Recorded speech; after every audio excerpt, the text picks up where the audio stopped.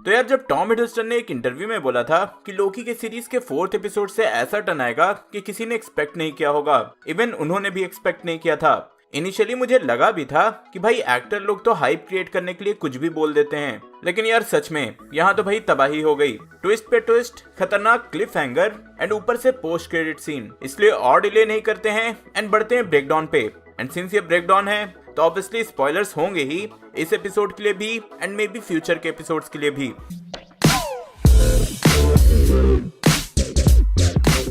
अब इस एपिसोड में भाई ये समझ आ गया कि सिल्वी का मोटिव क्या है, आखिर वो टाइम कीपर्स के पीछे क्यों पड़ी है। एक फ्लैशबैक के सीन में रिवील होता है कि सिल्वी के बचपन में ही टीवीए वालों ने उसे उठा लिया था। Reason unknown.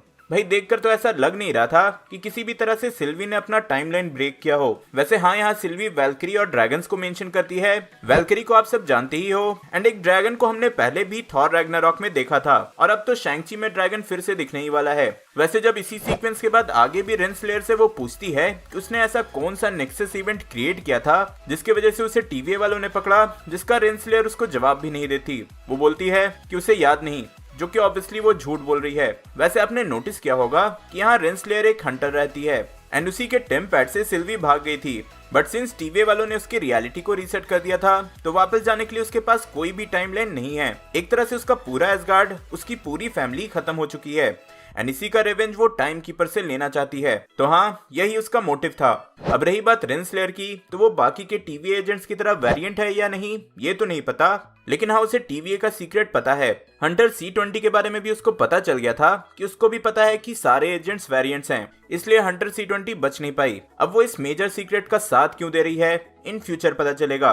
May be the big villain के साथ उसका डील हुआ हो कि इफ वो उसका साथ दे तो शायद वो उसे उसके टाइमलाइन में वापस भेज देगा। कुछ फैन थ्योरीज भी हैं जो आपने पहले भी सुनी होगी कि भाई इन सब के पीछे कैंग है एंड कॉमिक्स में कैंग की लव इंटरेस्ट रेंसलेयर थी, तो अगर उस स्टोरी लाइन से इंस्पिरेशन यहाँ यूज किया गया तो ऐसा हो सकता है। लेकिन हाँ, रेंसलेयर तो एक मीडियम है, असली विलन तो कोई मेजर ही होगा और ऐसा ट्विस्ट होगा कि सब शॉक में चले जाएंगे। अब इन्हीं सारे सीन्स में मैंने नोटिस किया कि जब रेंसलेयर ने सिल्वी को टीवीए में लाया था तो उसे टाइम कॉलर नहीं लगाया गया एंड शायद यही रीजन है कि अब जितने भी वेरिएंट्स आते हैं उन्हें टाइम कॉलर लगाया जाता है जिससे कि वो भाग नहीं सकते। तो हाँ, टाइम कॉलर आने के पीछे भी सिल्वी ही है। आगे बढ़े तो वापस लैमेंटिस के कुछ शॉट्स दिखाए जाते हैं। एपिसोड 3 में एक मेजर क्लिफ हैंगर था कि ये दोनों लैमेंटिस से निकलेंगे कैसे, तो हाँ यहाँ रिवील हो गया। बट कई लोग कंफ्यूज हो रहे थे कि यहाँ ये जो नेक्सस इवेंट है कैसे बना।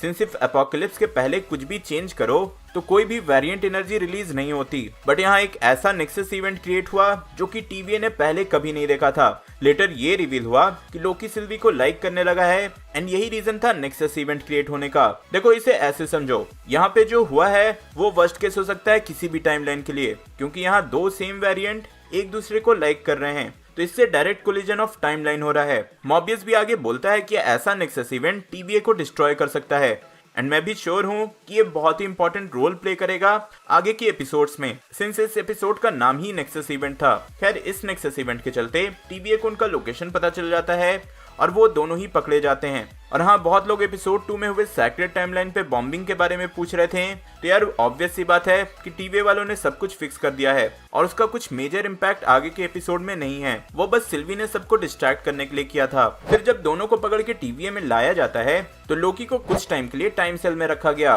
एंड यहाँ भाई टाइम लूप चल रहा था लोकी के पास्ट से ही। अब भले ही ये इस सीरीज के लिए एक छोटा सा सीक्वेंस हो, लेकिन यार मुझे तो डायरेक्ट डॉक्टर स्ट्रेंज का फाइनल सीन याद आया जहां उसने भी डोरमामू के साथ कुछ ऐसा ही किया था।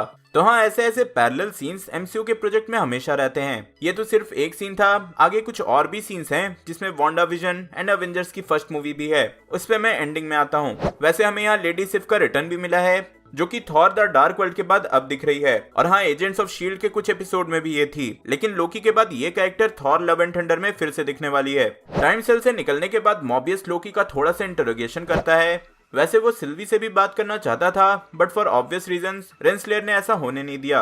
लेकिन लोकी यहाँ सिल्वी को बचाने के लिए अपना एक फेक प्लान बताता है, पर मॉबियस थोड़ी देर में ही ये समझ लेता है कि लोकी बीइंग लोकी उससे बस झूठ बोल रहा है। और जब लोकी उसे सच भी कहता है टीवीए के सारे एजेंट्स वेरिएंट्स हैं, तब भी वो नहीं मानता, पर हाँ उसे शक जरूर हो जाता है। शक से याद आया कि उधर दूसरी तरफ हंटर B-15 को भी रियलाइज होने लगा कि टीवीए के पहले भी उनकी लाइफ थी। जब उसे सिल्वी ने इंचैंट करके कंट्रोल किया था तभी उसे उसके पास्ट के कुछ मेमोरीज दिखे थे, एंड इसी को कंफर्म करने के लिए वो वापस से सिल्वी के पास जाती है। देन वो उसके साथ रॉकस्कार्ट पे जाती है और यहाँ सिल्वी उसे फिर से उसके मेमोरीज दिखाती है। और यहीं से C-20 एंड मॉबियस के बाद ये थर्ड कैरेक्टर है जिसको ये पता चल गया कि टीवीए के एजेंट्स भी वेरिएंट्स हैं। मॉबियस को तो रेंसलेयर के टेम्पैड में ही C-20 का वीडियो मिल गया था जिसमें वो क्लियरली बोलती है कि टीवीए में सब कोई वेरिएंट हैं। वैसे एक शॉट में मॉबियस बोलता है कि उन्होंने टीवीए में क्री को पकड़ा है, टाइटन्स को पकड़ा है, यहाँ तक कि वैम्पायर्स को भी पकड़ा है। अब यहाँ ध्यान देने वाली बात है वैम्पायर्स। क्री तो रोनन और उसके जैसे लोग हो गए, टाइटन्स में थैनोस आ गया, बट वैम्पायर अभी तक MCU में नहीं दिखे हैं। लेकिन हाँ, ब्लेड की मूवी अनाउंस हो गई है जिसमें कि ऑब्वियसली वैम्पायर होंगे और एक्टर महरशाला अली इसमें लीड रोल करने वाले हैं। चलो वापस आते हैं मॉबियस पे। तो उसको जब पता चल जाता है कि सब कोई वेरिएंट है तो वो लोकी के सपोर्ट में हो जाता है और उसे टाइम सेल से बाहर निकालता है। लेकिन यार यहाँ बाहर रेंसलेयर मिनटमैन्स के साथ रेडी रहती है और जब मॉबियस सब कुछ बता ही रहा होता है बीच में ही उसे प्रून कर दिया जाता है, मतलब कि मिटा दिया जाता है। अब यहीं पे क्वेश्चन आता है कि भाई क्या मॉबियस का रिटर्न होगा? पोस्ट क्रेडिट सीन देखकर तो लग रहा है कि हाँ होगा, लेकिन इस बात को और कंफर्म कर देती है एक लीक जो कि आप स्क्रीन पे देख रहे हो। ये आने वाले एपिसोड्स का स्क्रीनशॉट है जहां तुम मॉबियस को एक कार में स्फिंक्स के पास जाते देख सकते हो। स्फिंक्स से पहले अगर मॉबियस के एक्सप्रेशन की बात करें तो ऐसा लग रहा है कि यहाँ अपना मॉबियस नहीं बल्कि उसका कोई वेरिएंट है या फिर लोकी ने इसे कंट्रोल कर रखा हो। लेकिन हाँ, मॉबियस का रिटर्न कंफर्म है, ये समझ लो। अब अगर स्फिंक्स पे आए तो इससे कैंग का मेजर कनेक्शन है।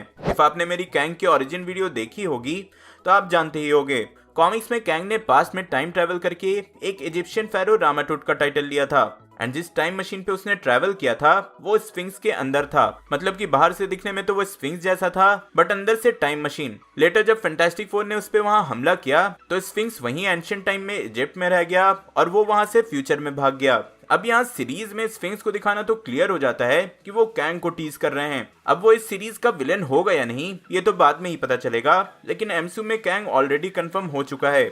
वो एंटमैन एंड द वास्प क्वांटमैनिया में दिखेगा, तो विलेंस के आने से पहले उसको टीज करना ऐसा मार्वल वाले थैनोस के टाइम से ही कर रहे हैं। वैसे इस एपिसोड में कई सारे शॉकिंग मोमेंट्स थे, लेकिन सबसे शॉकिंग ये रहा कि हमें फर्स्ट लुक मिला था टाइम कीपर्स का, एंड इस एपिसोड में ये भी पता चल गया कि टाइम कीपर्स फेक हैं। जब रेंसलेयर दोनों वेरिएंट्स को टाइम कीपर्स के सामने ले जाती है तभी वहाँ हंटर B-15 उनकी हेल्प करने आ जाती है, एंड एंड में जब सिल्वी एक टाइम कीपर को मारती है तब रिवील होता है कि वो सारे रोबोट्स थे और यहीं पे रेंसलेयर भी लोकी को प्रून कर देती है।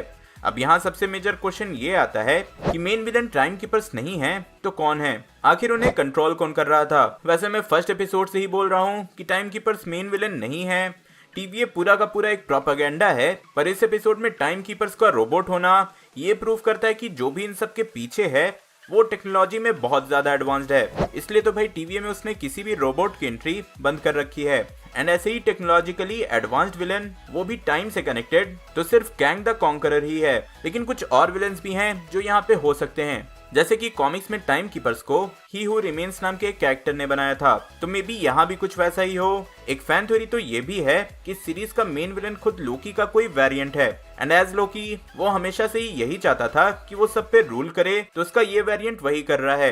लेकिन यार ये सब फैन थ्योरीज हैं, सीरीज में क्या होता है ये एपिसोड देखने पर ही पता चलेगा। लेकिन अभी जाना नहीं, क्योंकि सबसे अमेजिंग रहा पोस्ट क्रेडिट सीन, जहां ये रिवील हुआ कि प्रून होने के बाद भी लोकी मरा नहीं, वो किसी और टाइमलाइन में ही पहुंच गया है। ऐसा में भी बाकी कैरेक्टर्स के साथ भी हो रहा हो। अब यहाँ पे कुछ पैरेलल सीन्स हैं, बोले तो MCU के पहले के मूवीज से सिमिलर सीन्स हैं, जैसे कि वांडाविजन एंड लोकी का ये शॉट या फिर अवेंजर्स एंड लोकी के वेरिएंट्स का ये शॉट। और इन वेरिएंट्स पे ध्यान दोगे तो यहाँ है ओल्ड लोकी या फिर क्लासिक लोकी, जो कि एग्जैक्टली अपने कॉमिक बुक लुक की तरह है।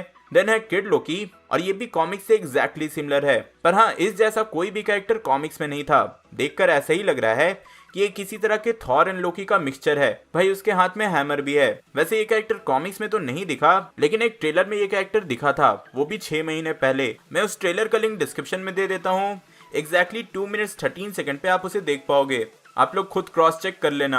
और ये क्रोकोडाइल लोकी भाई यहाँ क्या कर रहा है, इसका जवाब मेरे पास भी नहीं है। और हाँ, ये जो पूरा सीक्वेंस है उसमें आप पीछे डिस्ट्रॉयड अवेंजर्स टावर देख सकते हो। मतलब कि ये वो टाइमलाइन है जिसमें न्यूयॉर्क डिस्ट्रॉय हो गया था एंड मे बी लोकी जीत गया था, या फिर जो न्यूक था उसको आयरन मैन रोक नहीं पाया। ओवरऑल पूरे एपिसोड की बात करें तो इनिशियली मुझे थोड़ा स्लो लग रहा था, लेकिन 10-15 मिनट बाद ही इतने ट्विस्ट आने लगे कि भाई क्या बोलूं, बस मजा ही आ गया। आपको ये एपिसोड कैसा लगा जरूर बताना। इफ मैंने कुछ मिस कर दिया हो तो वो भी जरूर बताना। ब्रेकडाउन पसंद आया तो वीडियो लाइक करना, फ्रेंड्स के साथ शेयर करना, एंड नेक्स्ट एपिसोड का ब्रेकडाउन मिस नहीं करना चाहते तो सब्सक्राइब करना। कैंग द कॉन्करर की ओरिजिन देखने के लिए ऊपर वाली वीडियो देखें, एंड पिछले एपिसोड का ब्रेकडाउन देखने के लिए नीचे वाली। मैं जल्दी और नई वीडियो लेकर आऊंगा। टिल देन बी देसी बी नर्ड।